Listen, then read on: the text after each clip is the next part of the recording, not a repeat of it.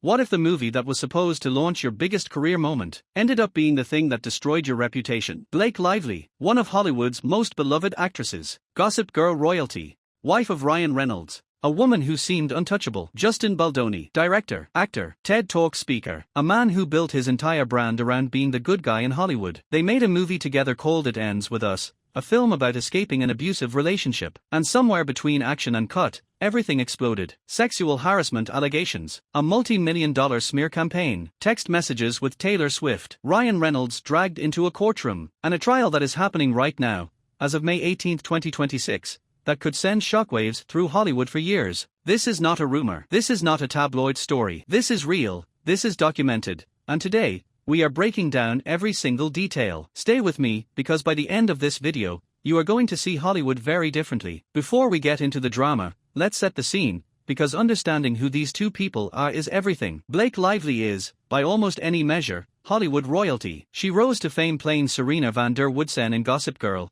the girl who had it all, effortlessly. She married Ryan Reynolds, one of the most likable and powerful men in Hollywood, and together they became America's golden couple, funny, seemingly real, and constantly in on the joke. Off-screen, she launched businesses, walked every major red carpet, and cultivated an image that was almost too perfect. Smart, funny, beautiful, connected. Justin Baldoni, on the other hand, built his reputation on being different. He gave a viral TED Talk about masculinity and vulnerability. He directed 5 Feet Apart, a sensitive, emotional story about 2 sick teenagers falling in love. He talked openly about mental health, about redefining what it means to be a man. He was the feminist director, the woke Hollywood guy, the safe choice. So when Colleen Hoover's best-selling novel It Ends With Us, a story about escaping domestic abuse, needed a director, Baldoni seemed like an obvious fit. And when Blake Lively was cast as the lead, everyone thought this was going to be a masterpiece. Nobody saw what was coming. It Ends With Us came out in August 2024. It was based on Colleen Hoover's novel,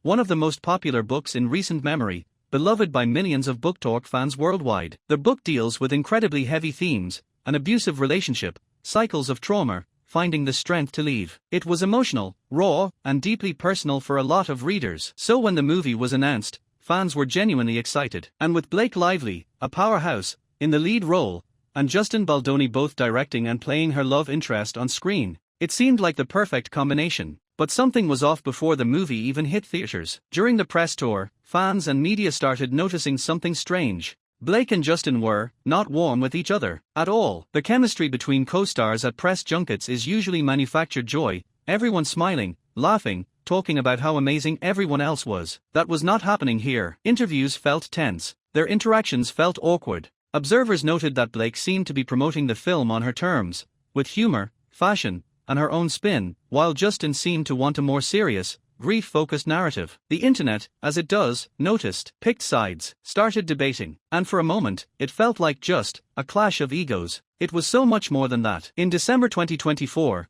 Blake Lively filed a formal legal complaint against Justin Baldoni and others connected to the film, and the allegations were serious. Blake accused Justin Baldoni of sexual harassment on set. According to the complaint, there were incidents during filming that made her deeply uncomfortable, behavior she described as crossing professional lines in a major way. But the allegations didn't stop there, because Blake said that when she raised concerns about what happened, when she spoke up, things got worse. Not better, worse. She alleged that Baldoni and members of his team launched what she described as a deliberate, coordinated smear campaign against her, designed to damage her reputation, destroy her public image, and make her the villain of her own story. In her own words, Blake said she hoped her legal action would, quote, pull back the curtain on sinister retaliatory tactics used to harm people who speak up about misconduct, and help protect others who may be targeted. Let that sink in for a second. A woman makes a film about escaping abuse, and then she alleges she was abused behind the scenes, and punished for speaking up about it. That is the story Blake Lively is telling. And it's a story that Hollywood has heard before, but rarely this loudly, and rarely with this much evidence attached to it. Now this is where things get really, really interesting, and genuinely unsettling.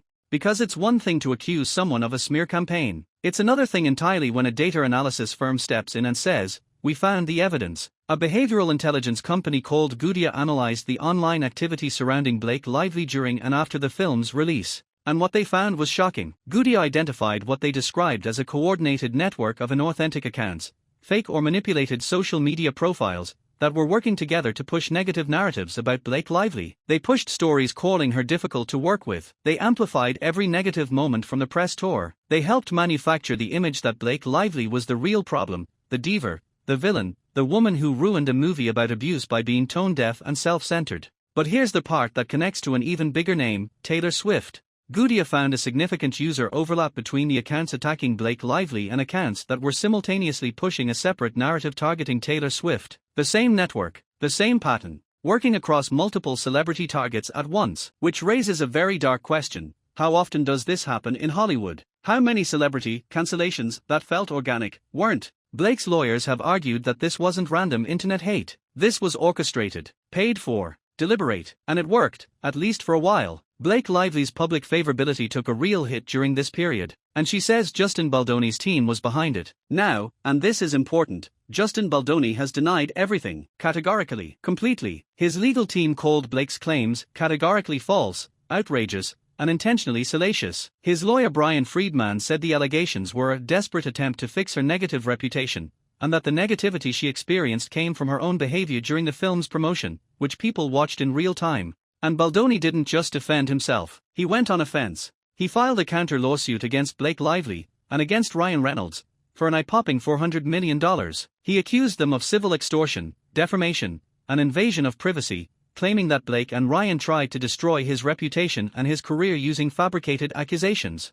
His lawyers launched a website with documents they said supported their side of the story. They claimed Blake's behavior on set was the real problem, that she had tried to wield power over the production in inappropriate ways, and that when things didn't go her way, she manufactured a legal narrative to protect herself. It's important to be clear, this is Justin Baldoni's position, these are his allegations, and he has maintained them consistently. So the scoreboard right now: one lawsuit thrown out, his; one lawsuit proceeding to trial, hers. Here's where the story gets even wilder, because Blake Lively is not alone in this. In January 2026, the court unsealed text messages that Blake had exchanged with people close to her during the filming and aftermath of It Ends With Us. And the name in those texts that made the internet collectively lose its mind: Taylor Swift. Taylor Swift, who is Blake Lively's close friend and godmother to one of her children, was communicating with Blake during this period. The texts painted a picture of the kind of support network Blake had around her, and added a whole new layer to an already explosive story. Ryan Reynolds, Blake's husband, was also pulled into the legal battle directly.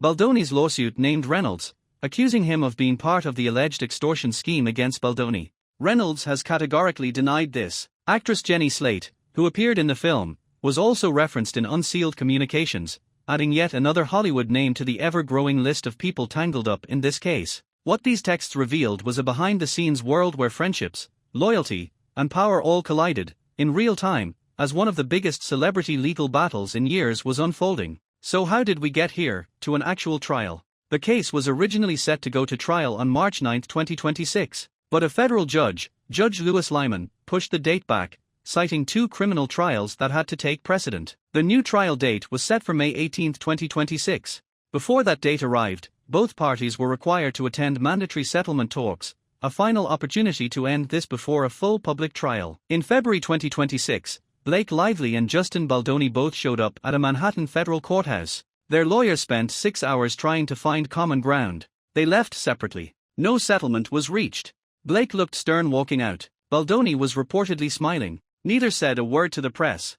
And so, as of this video, the trial is underway. Blake Lively is expected to testify. The testimony will cover what she says happened on set, what she says was done to her reputation afterward, and why she believes Justin Baldoni and his team were responsible. The trial is not being live-streamed, because it's in federal court, cameras are not permitted. But every filing, every development, every leaked detail is being covered in real time by media outlets worldwide, and the entire entertainment industry is watching. Look, beyond the drama, beyond the names and the lawsuits and the texts, there is a really important question sitting at the center of this case. What happens when someone in Hollywood speaks up about misconduct? Because if Blake Lively's account is true, what we're looking at is a system where a woman raised concerns about how she was treated, and the response was to mobilize a PR machine, a bot network, and a legal team to make her pay for it publicly. That is what the Me Too conversation was always circling around, not just the acts of misconduct, but the infrastructure of silence, the machinery that exists to protect powerful men and punish the women who speak out. And if the data from Goodia is accurate,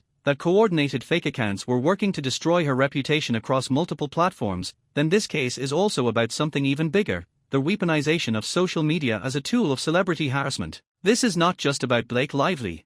This is not just about Justin Baldoni. This is about every person in any workplace who has ever been afraid to speak up, and what they risk when they do. Hollywood is watching, and frankly, so is the rest of the world. Okay, so let's bring this all together, because this story has so many layers. We have Blake Lively, one of the biggest names in Hollywood, alleging she was sexually harassed on set, and then had her reputation deliberately destroyed for daring to speak up. We have Justin Baldoni, the feminist director, denying everything and accusing Blake and Ryan Reynolds of fabricating a narrative to ruin him. We have Taylor Swift texts, a $400 million lawsuit that got thrown out, a 6-hour failed settlement meeting, data showing a bot network was involved, and a federal trial that is happening right now with no cameras allowed inside. And somewhere in the middle of all of this is the truth, and that truth is going to come out in that courtroom. We will be covering every single development as this trial unfolds, so if you are not subscribed yet, you need to hit that subscribe button right now, because this story is far from over.